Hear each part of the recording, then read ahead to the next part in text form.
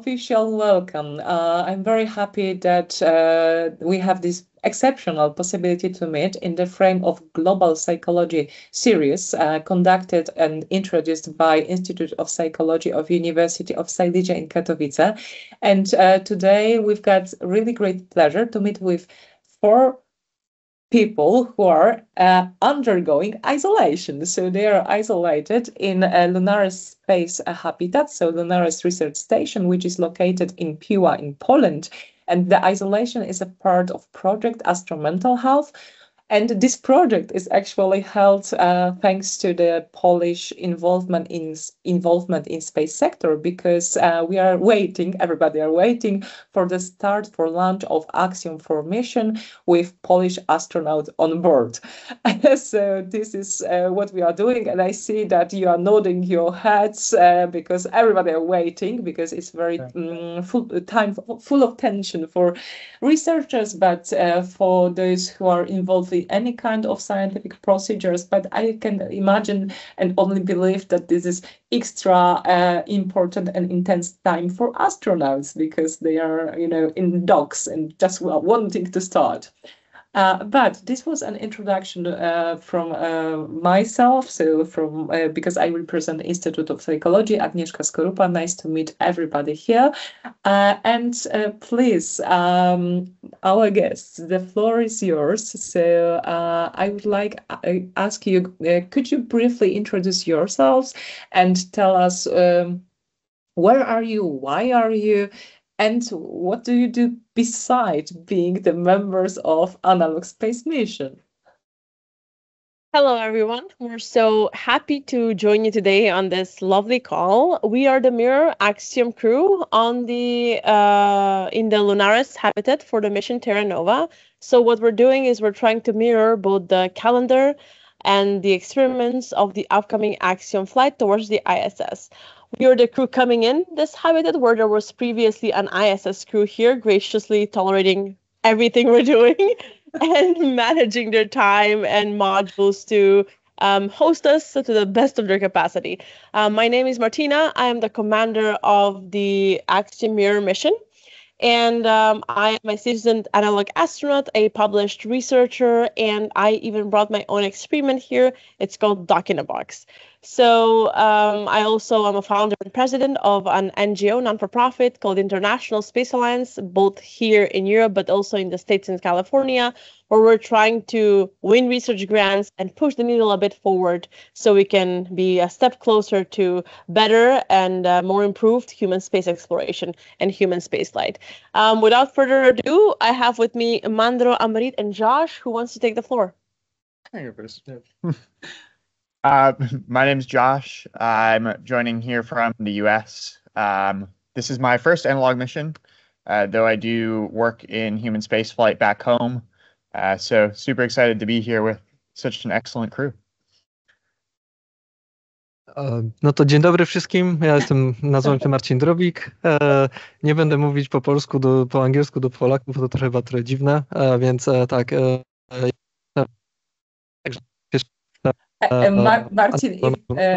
Marcin, if I can tell you something, we don't necessarily have only Polish participants here, and also it will be released in open space. So you can choose your path. Okay, so English this is. So Marcin Drobik, I'm also first-time analog astronaut. I work in Gliwice for a company called KP Labs when I'm head of our flight software engineering team. So we create software for flight for space platforms. And another connection apart from this one with the IGNIS mission, with the Sławosz flight, is that my company sent the onboard computer to the International Space Station, which is now awaits Sławosz arrival. So there is more of us waiting for Sławosz lunch. Okay, and yeah, the floor is yours. Hello, I am Amrit Karki. I am from Nepal. I'm a visual artist. I am here to see how these great minds work together and what I can contribute from my perspective and what I can learn from them. So that is why I am here. Thank you. Thank you, Amrit. And as far as I know, you also are here from a project financed from cooperation of universities, also from University of Silesia. Yeah, T4U initiative, I believe so. T4U. Oh, yes. Yes. And the main organizer is Institute B61, who bring me here. Yeah, who brought me here. Perfect. So, yeah, from them, I'm connected to everyone now here. Thank you very much. Thank you. And I must really ask this question. If you were asked by a layperson to describe analog mission, what it is? What are you doing there? Because it sounds really insane. You're closed in some place in Piła. Come on, Amrit, you flew from Nepal to be, closed in some hangar. How you would describe that? Were you thinking? I can tell this as a vipassana, a Buddhist meditation. Oh. Who goes for isolations without talking there? But here we work, co-work together, coexist together to solve the problem. So there's a bit difference, but it is also kind of astro meditation. Perfect. Thank you. That is a great way to put it, but the essence of analog astronaut missions is to simulate something as close as possible to a space scenario. Let's say we can simulate life on the ISS, life on Moon, or life on Mars, but safely here on Earth for a cheaper price, just because we know that launches are super expensive and dangerous. So how do we test things? Crew, equipment, and research in space? Well, we first have to start somewhere, and that's what we do in analog missions. Mm-hmm. And okay, no other comments. I see. It was great. So I believe that the next question will be very adequate in that way. So how do you see, each of you, of course, the role of analog space habitats? How do you think they can contribute to space sector, generally to space sector? But because as you said here, we've got the person involved in NASA, so we've got the person involved in technical science, yeah. So we've got artists, we've got a person in human factor more concentrated. So you also represent different, let's say aspects, yeah, of space business, broadly speaking. So how analogs can contribute, in your opinion? So this would be a bit personal for me, if I can start this, guys.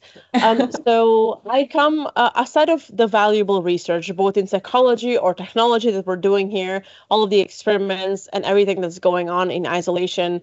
Aside of that, I come from a region that never had a space agency. We don't have a space industry. We have practically nothing towards a space education that's going to be viable or a space industry where I can belong. So if I were, I'm coming from a country in the Balkan region, so if I were to want to go to space to work or maybe fly or become an astronaut, there's not a real path for me. So testing myself in these extreme conditions in isolation to mimic those calendars experiments and be the test ground on Earth is as far as I can go, just because my country will never invest millions of dollars for a space seat yet. Because we're small and we don't earn as much and our territory is small and our resources are, narrower. So that's a bit personal for me. So I'm here to test myself and my boundaries, but also lead as an example towards a new pathway of a potential emerging ecosystem in the future. Thank you. Yeah, I think, and I don't just say this because I'm talking to a bunch of psychologists, but I think the psychological studies are probably among the most valuable things we can simulate here in that we learn something about ourselves, also learn things that are applicable to real space, also ground as well. And personally, I work in operations, and I think analogs offer a lot of operational experience. They allow you to test a lot of operational protocols and things that will be applicable for spaceflight as well. Okay. I don't know what to say more than that. So, Amrit, do you want to add something? He put it so well. Yeah, exactly. Yeah. Okay, but maybe we can share with our audience the information that Lunares is quite a unique habitat because it's concentrated on isolation, like social isolation factor. Yeah, so this is the aspect which is mostly studied there. But there are different analogues or different surroundings which can be used or treated as analogues, because you can be, for example, a soldier working in submarine.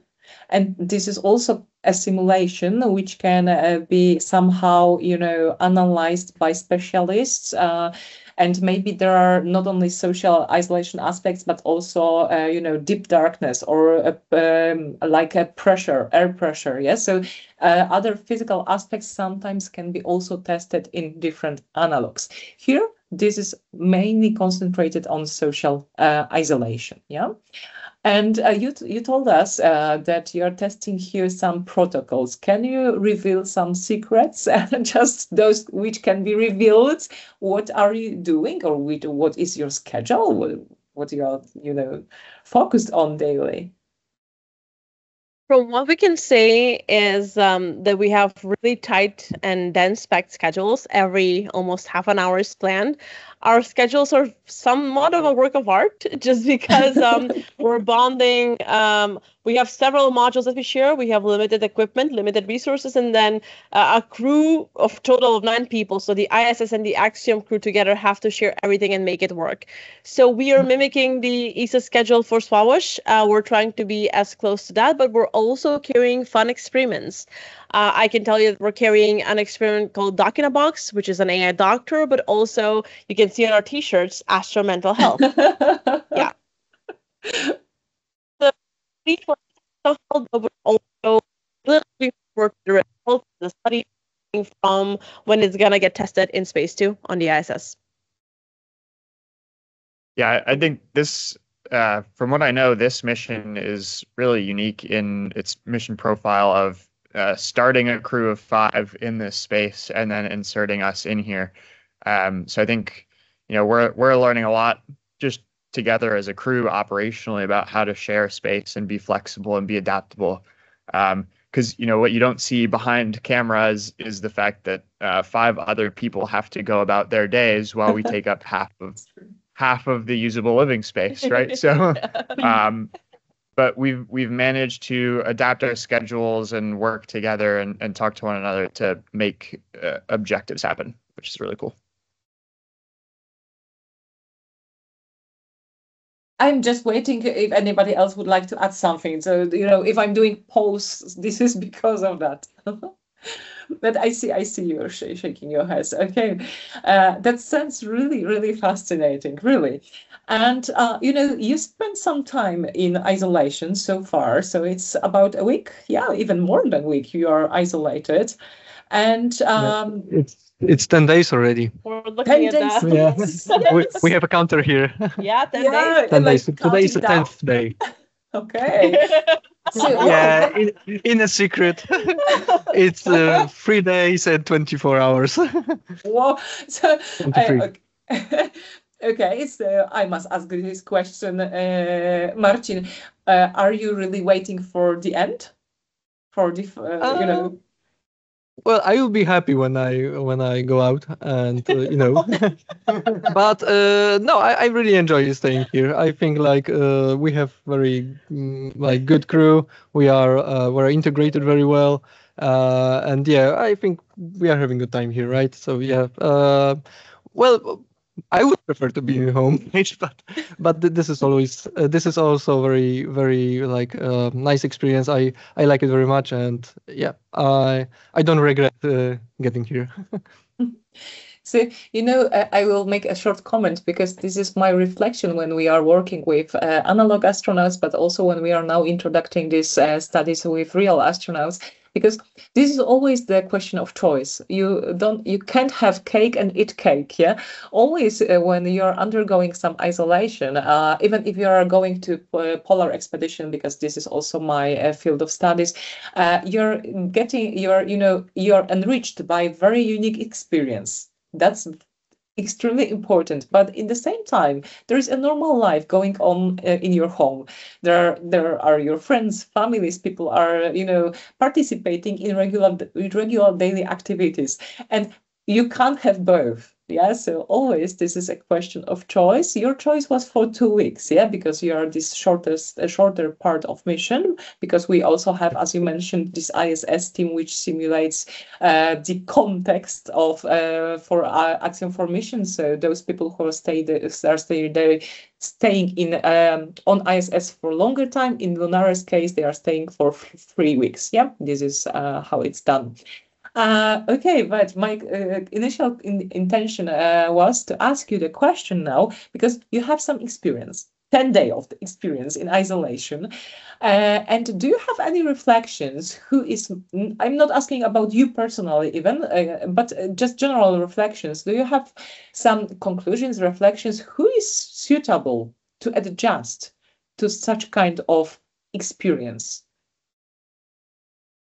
So my opinion is that well, you need to be flexible because like 8 other people are living here, sharing resources, sharing water, sharing time, sharing space, and you cannot come here and just live as you would do outside, right? You need to adjust quite a lot, I would say, and you need to be flexible to whatever changes are made during our stay here, to the procedures, to how do we share the resources and so on. So I would say that flexibility is number 1 on my list.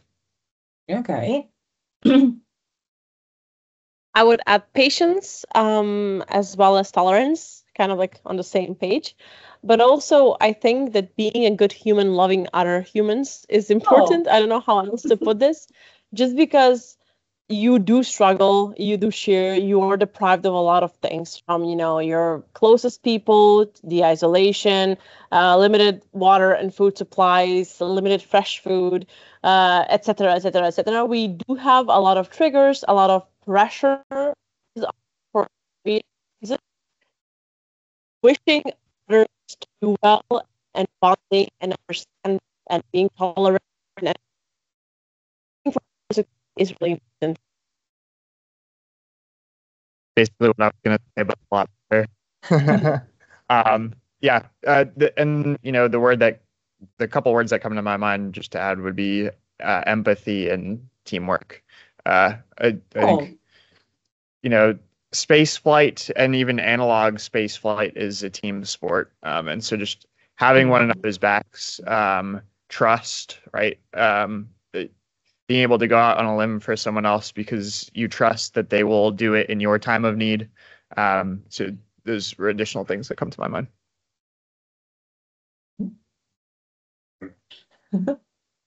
Yeah. In 24 hours, we could be somewhere, and 10 days, we could be somewhere in the world. Yeah. But we are here. We are in this space with these other 8 people sharing together, living together. And we support each other. Like what comes in, we go together and we help each other. And I think that is how I guess the astronauts thinks. I don't know. Yep. Yeah. But I'm really happy that you, share with us these reflections, because you honestly confirm scientific results. Because together with Mateusz Paliga, who is present here, we are in charge of AstroMentalHealth project, and that's why we, analyze thousands of articles, and they are, the current articles are focused on those traits you mentioned. So I'm really happy that this is also a part of your experience. Good to hear that. Really good to hear that. And I have more questions, but I will ask our audience, do you potentially probably would like to ask something? Because maybe we can do it like that. Maybe you have some reflections so far, or you are interested in something. So, anybody?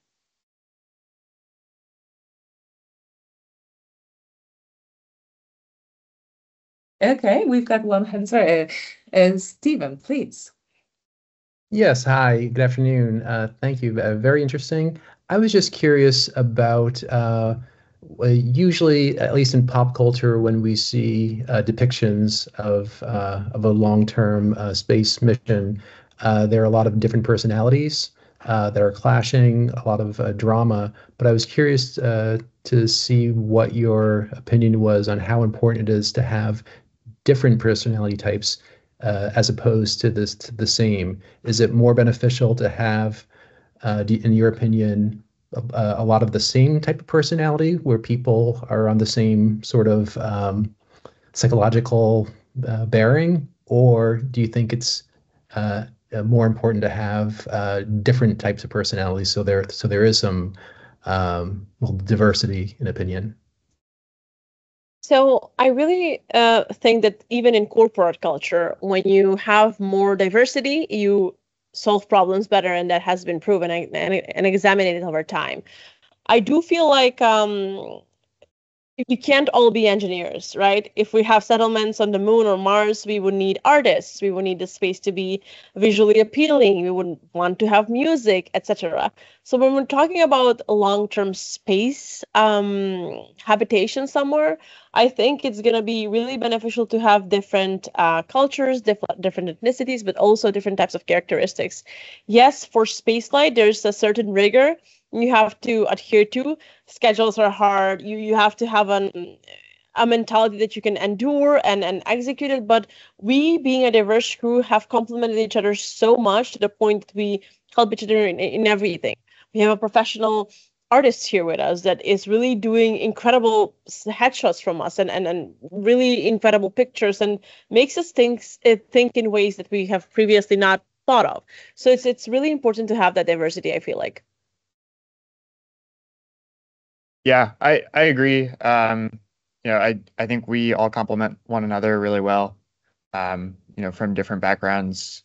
I think that's important in spaceflight as well. Like Martina said, to truly as a species go and live in space, space is for everyone and requires everyone to go together. So, we've managed to solve a lot of problems, not just among us four, but among the 9 of us here, just based on our different personalities and backgrounds and perspectives. So I definitely think you need the diversity.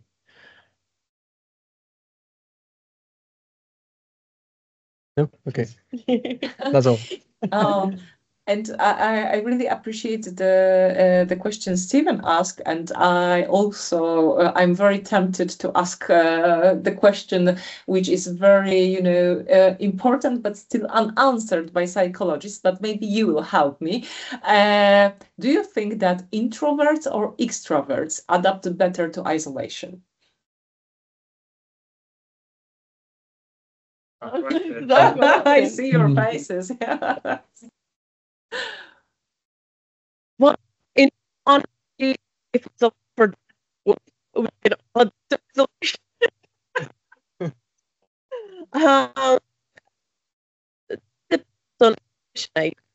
I don't know, perhaps introvert people know how to handle it alone, but then in isolation, in tight quarters, you have a lot of people next to you, so you kind of have to.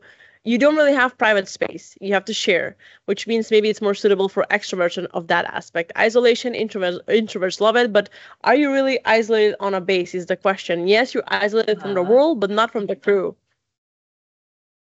Yeah, I definitely agree that there are different aspects that could both appeal to or get to introverts or extroverts. I think it just at the end of the day it comes back down to flexibility and also just honesty and understanding between the crew, right, of like the needs of one another. there's, we are tight on quarters, right? But there is enough space that, if I'm an introvert and I need to go be alone, I can communicate that with my crew, and I can get what I need based on communication, even though the resources for that are tight. And I think the same likely goes for extroverts of, you need to communicate your needs. So I think it's all down to communication, whether you're an introvert or an extrovert, how well you'll handle it. Very interesting. I expected for some seconds that you would answer that you are so diverse, so there is a space for everybody. But maybe this is also, psychology is also looking at that direction, that maybe it's not about a selection of one person, but selection of whole group, that this is most of about group composition. But it's also tricky, yeah? Yeah, I also think that there are like different tasks that will require different types of personality. So if you have to like analyze something, you want probably to like get isolated from the rest of the group, focus, do deep work for that. But also there will be tasks that require loads of interaction with others, like being a hubcom, for example, during the operations here, and you need to talk with everyone there. So that's probably not something that like a introvert will want to do, right? So I think you have to adjust, right? You have to also choose the people who like for different tasks. Okay, thank you very much. Thank you. Do we have another question from audience?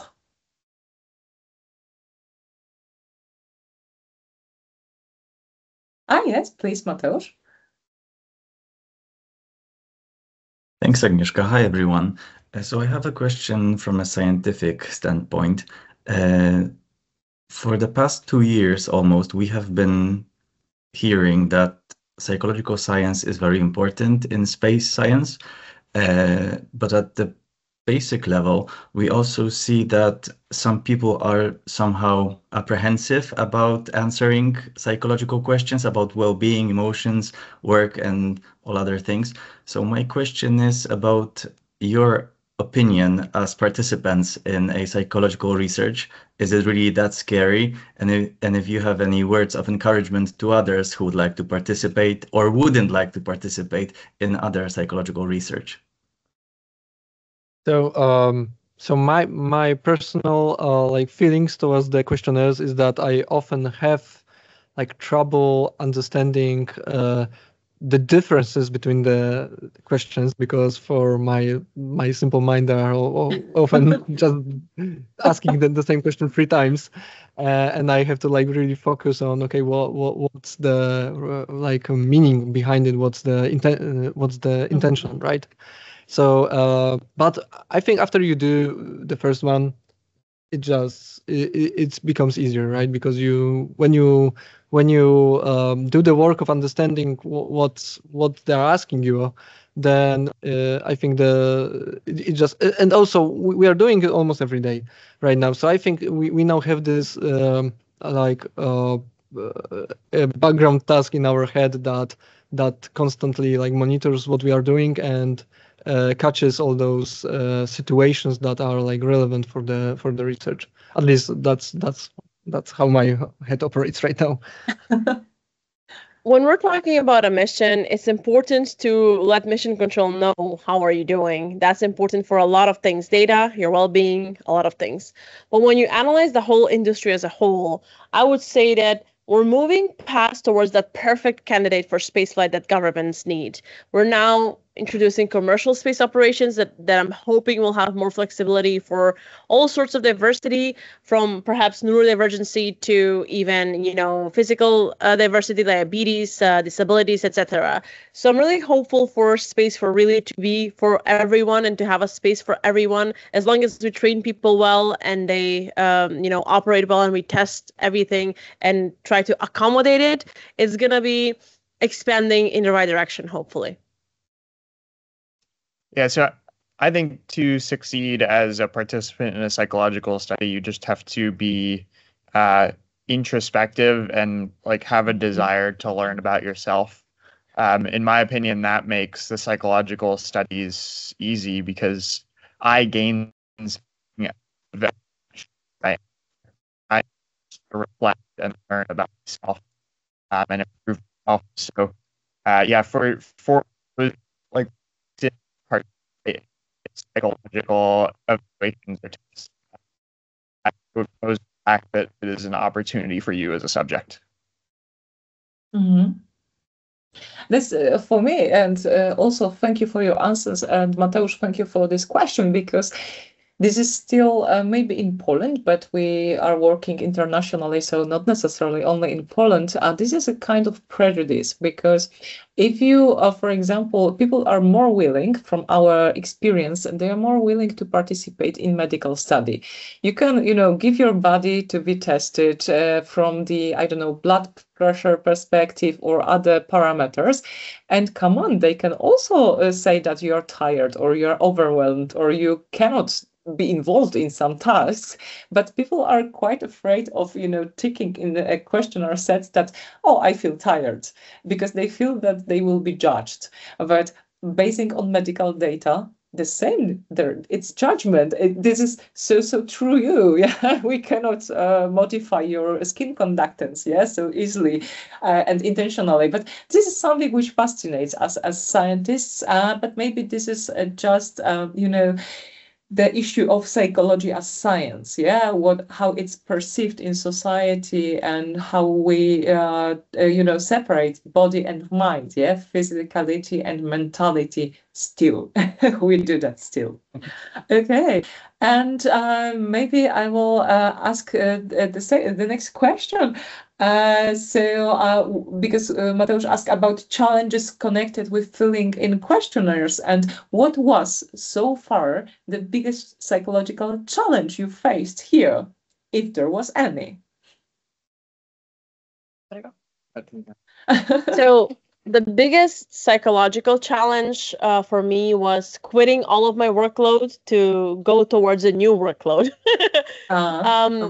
Just the stressors of rescheduling everything to be cleared for 2 weeks. I already have a lot of swamped schedules to integrate to a novel version of that same schedule that's also exhausting was a bit tricky. The schedule is both the most beautiful thing because you're excited for the experiments and you want to learn and you want to grow and you want to reflect, but also the most cumbersome, especially in the first days, I would say. Isolation can be challenging, but luckily I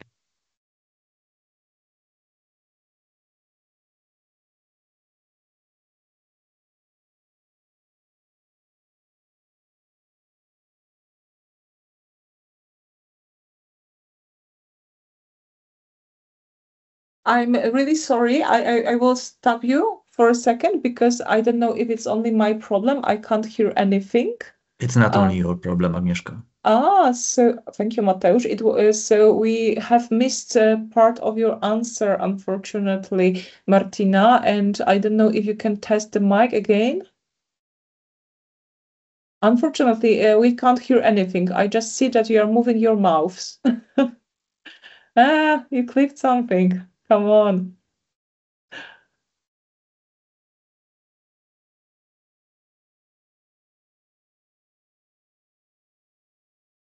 And may I just say that it cannot be a simple coincidence that this challenge is happening on a question about challenges. The technology, Mateusz, you think that technology is the biggest challenge. The techno stress right now, I'm so sorry.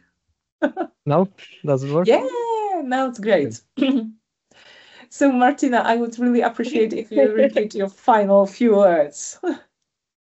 Yeah, so sorry. I was saying isolation can be tricky just because you're cut off from the world. But luckily with a crew of 9 and a lovely bond with my Axiom crew, but also the crew of really diverse 9 people, the novelty does not wear off.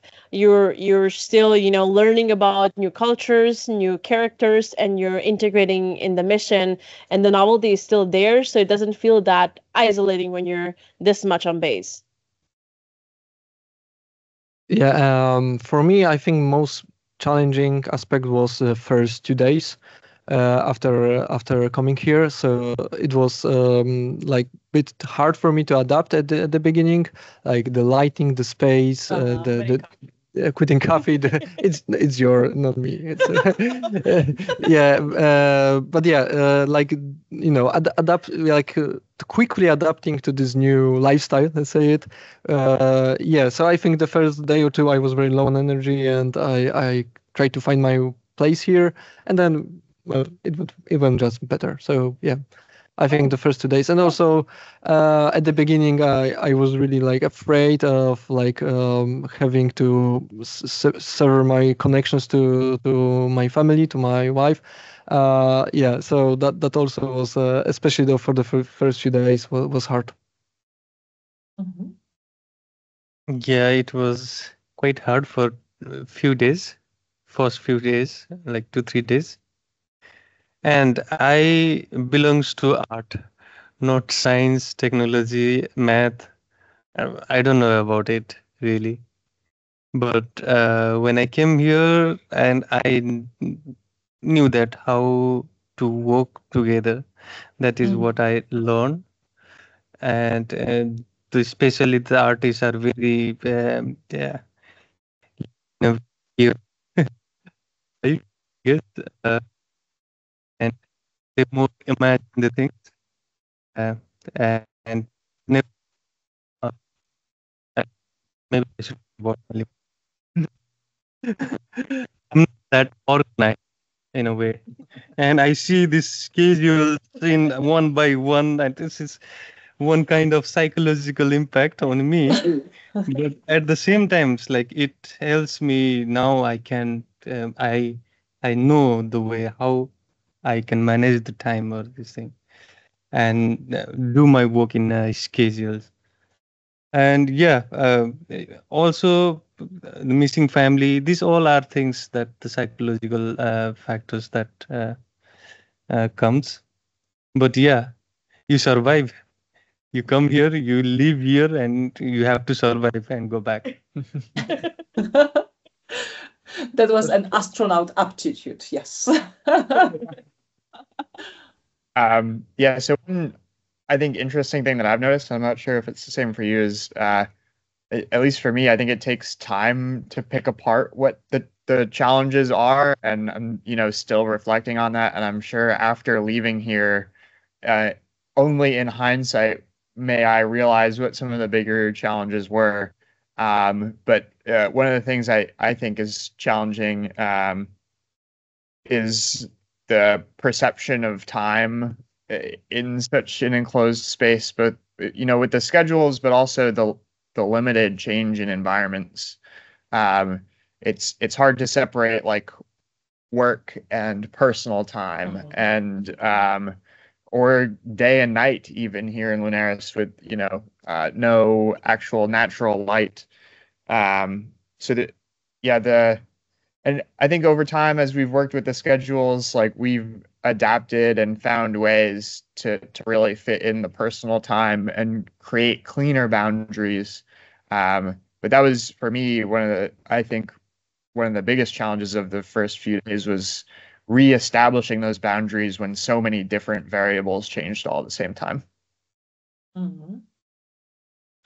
So from my perspective, your reflections are super important, because this is the main focus, one of main focuses of our studies. So thank you for sharing. I really appreciate. And as you mentioned on the beginning, because of course I also said that, but you also expressed that we are we are in the meeting in front of psychologists, probably mostly. So I must ask. This will be one of the final questions for you. I must ask this question: do you see the role of psychologists in analog or real space missions? So do you see the place for involvement of psychologists in all this process of organizing spaceflight or analog spaceflight? Yeah, absolutely. I think that's a good segue from my last answer of just, there are so many variables that change at once, and the fact that it's so hard to pick apart exactly what is impacting you and why and how, and all of those intricacies. Like, we are going places that our bodies, but also our minds, did not evolve to go. And so it is critical that we try to understand how our minds will function, especially as we're going further. Yeah, to add to that, when you've noticed the time changes, not knowing day and night, and the lights, I agree. I didn't even think that that's still impacting me. I still have to reflect on that. It just impacted my eye strain for now. I've been complaining about eye strain and not enough light. But it can be similar to a voyage to Mars, let's say, and be several months in a ship, and then the same scenario and the less diversity of the environment. So it's really crucial to do these studies early to understand isolation here, isolations when you're mountaineering, isolations on the Arctic, isolations anywhere, but also in the space sector. I agree. Okay, thank you very much. So I will ask finally to our audience, do we have any question?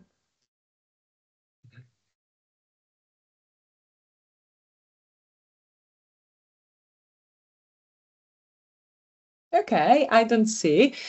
No need. You will have possibility to reflect on our video recording after it will be released. So, but also it's very nice. I really encourage everybody to ask questions to our guests in live, because that's the unique opportunity.